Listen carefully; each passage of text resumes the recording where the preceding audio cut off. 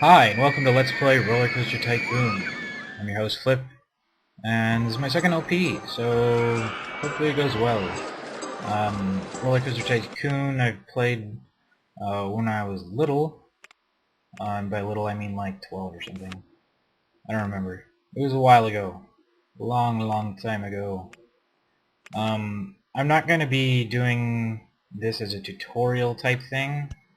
If you don't know what stuff is, or what's going on, or um, which buttons I'm pushing, because Fraps does not like showing me the cursor in this game, then you can go ahead and take a look at another Let's Play Roller Coaster Tycoon, at least the beginning of it, because it has a lot of tutorial type stuff telling you what each of the buttons does. And that's by Sluder93. I'll put a link in the description, but for now, yeah, we're just going to make this roller thingy. I don't know what it is. It spins around in circles. One thing that I will say is a couple of tips. Not as a walkthrough, but just as tips. For instance, if your park is free to come into, then you can set the price of a ride at whatever the excitement rating is, rounded down. So this one's going to be at $1.80 to ride Scrambled Eggs 1. And the other thing is I have to do this quickly, otherwise it'll start finding gentle rides. I always do maximum funding because I like getting as much stuff as I can before the game's over. We're doing roller coasters because roller coasters are the most important thing in the game. They're your big money makers and stuff, but also because the first coaster you get here is the best coaster in the game for making money. And you'll see what I mean in a little while when that happens. Anyways, we're just making a gentle ride here because guests like a variety of rides or something. Yeah, that's good. Then we'll make some food places so they can eat stuff. And some... wait, was that food? No, that was restroom. Restrooms too. Restrooms are always good, otherwise your guests get very unhappy about stuff. I haven't actually played too many of the scenarios of this game because when I was just a little, or when I was like 12 or whatever, when I first played this game, I really just kept going after the scenario ended. But I'm going to try not to do that with this and just move on to the next scenario pretty soon after I finish one. So yeah, that's what to expect. I'll put a swinging ship here. And after this we'll put some handyman to clean up all the trash that I'm making. Green lights, or actually we'll test it first. Test green light. 2.2. Swinging ship tends to do well. Haunted house is just amazing for what it is, really.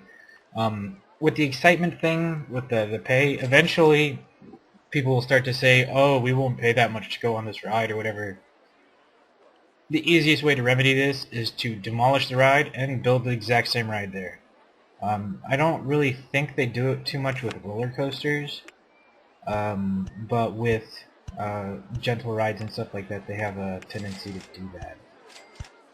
So we'll put some of these, we'll replace these lights with trash cans. I don't really know what lights do. They never really do anything. I do put them on lines because, while they don't do anything per se, they're like an early warning system for vandals and people who are angry. Because if you see one of these, it's easier to see this broken than it is to see a chair or whatever broken. So we got the, oh yeah, handyman. I always give my handymen routes, otherwise they just wander around forever and get lost and die. Let's see, put that there, and that. Put you there, and no mowing the grass. You'll see why I don't mow grass later. Or actually, I have one person mow grass usually, just because It's cool. It adds a little bit, and then the other way I take care of it takes care of the rest. So Handyman 3 will go here, here, here, and here. And don't move grass. Good. And we'll hire one mechanic, and one security guard, and one entertainer. If you push backspace and you have a window open, it'll exit it. If you have a bunch of windows open and you push shift and backspace, it closes them all. Just a handy tip, I suppose. So now let's build our first roller coaster. We're just going to build a default one because they're way easier. I'll make more after this one and our big money making one. I'll be making a custom roller coaster for you guys to see how that's done. Or not, well, just to see my roller coaster making skills, I suppose, which are not very good. This ride's really short, so I don't mind giving it a long line. The longer your ride is, the shorter your line should be, as a general kind of guideline. Because if you have... Wait, backspace. Test, green light. Thank you. The reason being is that if you have too long a line for a ride that does not load often enough, people get angry about you, about standing in line all the time. And you have to hire entertainers and put them in the line, I think helps them a little bit because they don't get... Because seeing entertainers makes them happy, standing in line makes them not happy.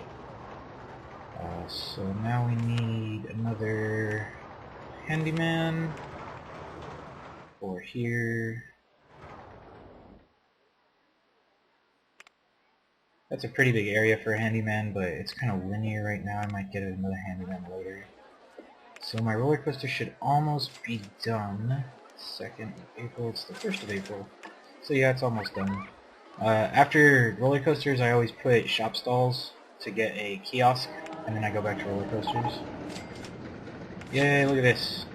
Our moneymaker is here. Why is it the moneymaker, you ask? Because it is amazingly simple, efficient, and cheap, and just amazing. And we'll just go ahead and put it right about here.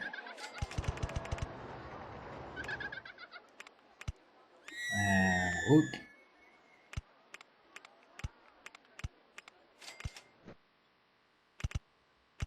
Or actually, yeah.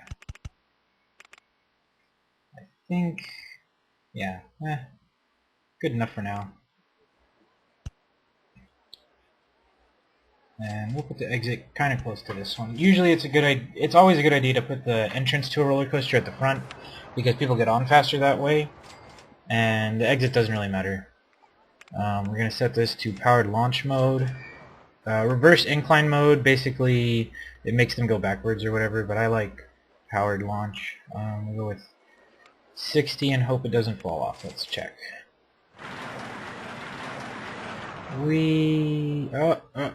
No. So 60 is a bit too much. So we're going to go down to 54.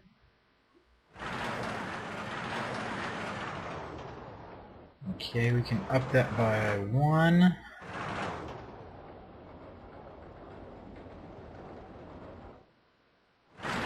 Okay, let's see. And that should be good. And then we'll await the test results while building our line for this ride.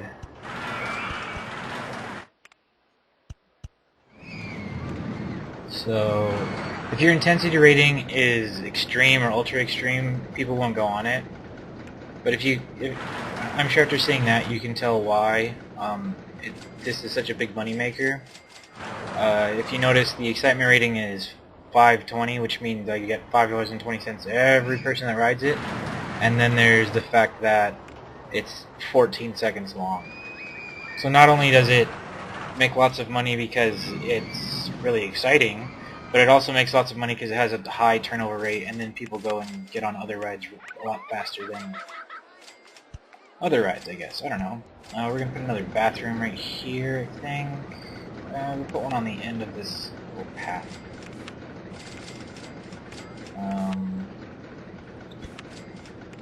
And we're kind of running out of money now, so shop install good. Go back to roller coasters. But that should change. The goal for this one was, let's see here, 250 guests at the end of October with a rating of 600. Right now our rating is 840, so we're good there. And we have 150 guests, and it's been 1 month. So we're pretty good, doing pretty good. Oh, forgot about that. Let's go ahead and, oops, put these there. And those.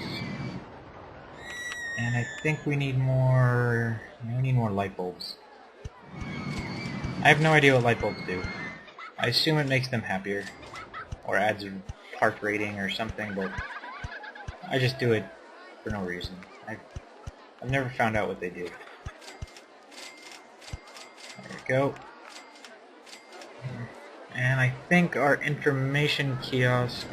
Oh, let's make sure our handyman route our handyman route covers that. That's good. No, I was hoping to get the kiosk before it started raining. The reason being is it sells a lot of umbrellas, and umbrellas are an easy way to make money. I don't know how bad or good the sound quality is. Roller Coaster Tycoon seems to be really, really loud on videos because the game's really, really loud. I think I've turned it down enough, but we'll see how that goes. Also, you can probably hear me typing in the background. There's nothing really I can do about that. Hopefully it doesn't jostle the mic and make horrible noises. I won't know until I finish this one. Let's rename our park. We'll rename it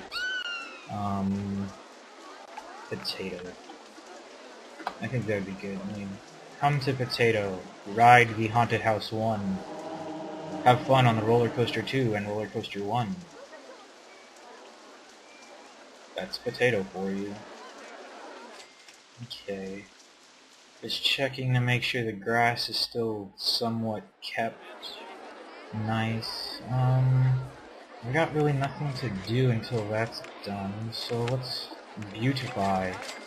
I've taken a class in 1F Jeff beautifying techniques, which is just place stuff randomly all over the place and hope people like it.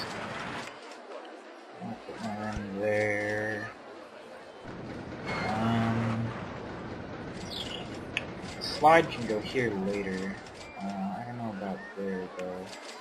So we'll go ahead and put that, and that. And dolphins in the middle, and a giraffe. Certain rides get better excitement when they're next to stuff like this. Like if I check here, it hasn't changed anything. But log rides in particular, if you put nice scenery around them, they get excitement bonuses. That's just like a cluster couple of people right there. Gonna have to put some signs saying no entry. That is a path. That is a path. I will put one right there saying do not enter. Sometimes that'll happen when you, because the way people work is they go, oh look, oh no, there's a crossing, and then they randomly pick left or right. So when they go over here, they're like, I'll randomly pick right, I'll randomly pick left, well, I'll randomly pick right again, and then they come back here, and it's really bad. Sometimes. So avoid building, like, if you build like a square area where it's just a big, giant, sidewalky area, people will get lost.